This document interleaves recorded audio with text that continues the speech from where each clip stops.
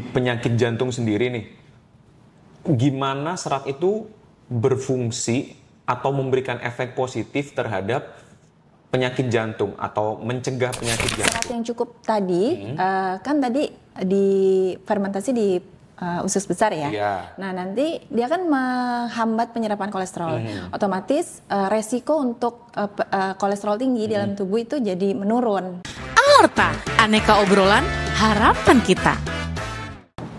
Halo Sobat Jantung, selamat pagi. Kembali lagi bersama kami di Aorta, aneka obrolan harapan kita.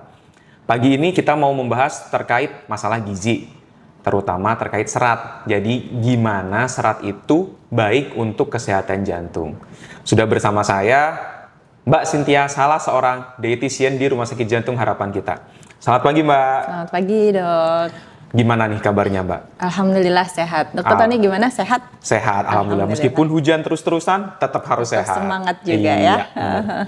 Jadi Mbak, kita pagi ini mau ngebahas terkait serat. Bagaimana pentingnya serat itu dalam penyakit jantung. Serat sendiri itu apa sih Mbak?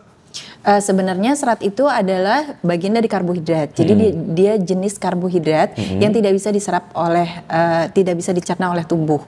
Jadi fungsinya nanti serat juga bisa, dia akan difermentasi di usus besar, yang akan mengeluarkan hormon yang bisa menghambat penyerapan kolesterol, meningkatkan sensitivitas insulin, bahkan serat juga bisa membantu mood kita lebih baik karena dia mengeluarkan hasil fermentasi itu akan mengeluarkan hormon serotonin.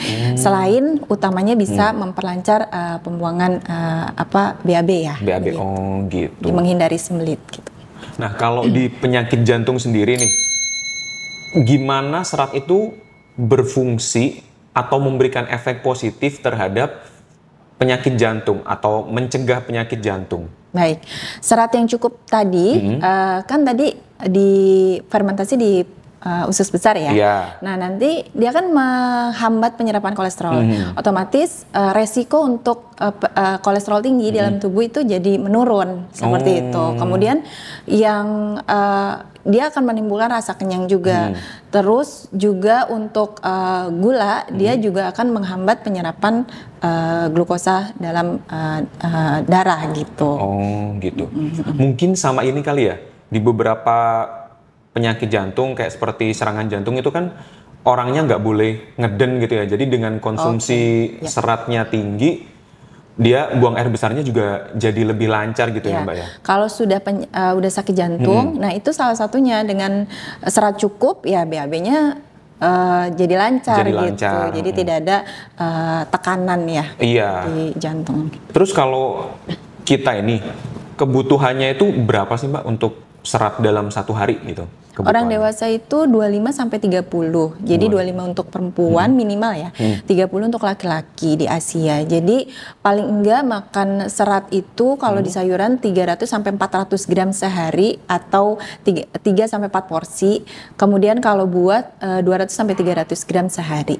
200 sampai 300 gram dalam satu hari.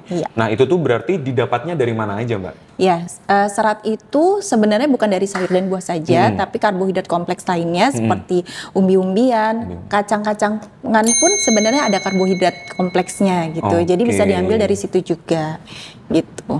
Sayur, buah, umbi-umbian, kacang-kacangan. Iya, biji-bijian. Nah, biasanya nih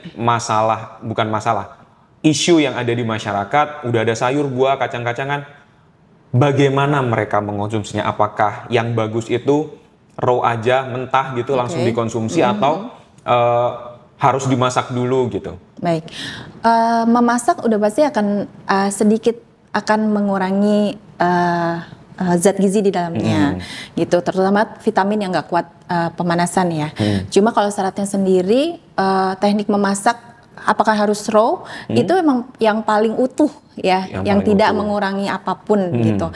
Tapi kan kita menjaga juga keamanan pangannya. Jadi yang paling baik memang dimakan utuh, kemudian otomatis harus diperhatikan kebersihannya. Kemudian nomor satu selanjutnya dikukus, kemudian direbus, ditumis, panggang, terakhir itu digoreng. Terakhir itu digoreng. Tadi kan katanya merusak vitamin nih.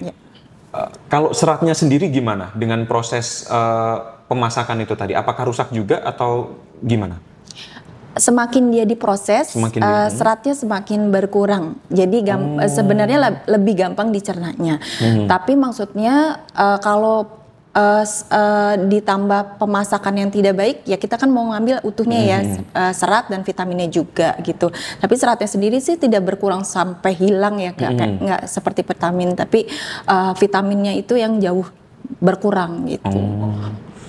Menggoreng itu berarti yang paling sangat merusak. Iya. Berarti kalau ini kan kita di masyarakat tuh suka banget nih makan kol goreng, jukut goreng, selada air goreng, terus terong goreng. Itu kan enak banget sebenarnya. Nah itu berarti sangat merusak atau gimana, Mbak? Ya, jadi sangat disayangkan kalau kita makan serat tapi lemaknya juga bertambah di situ.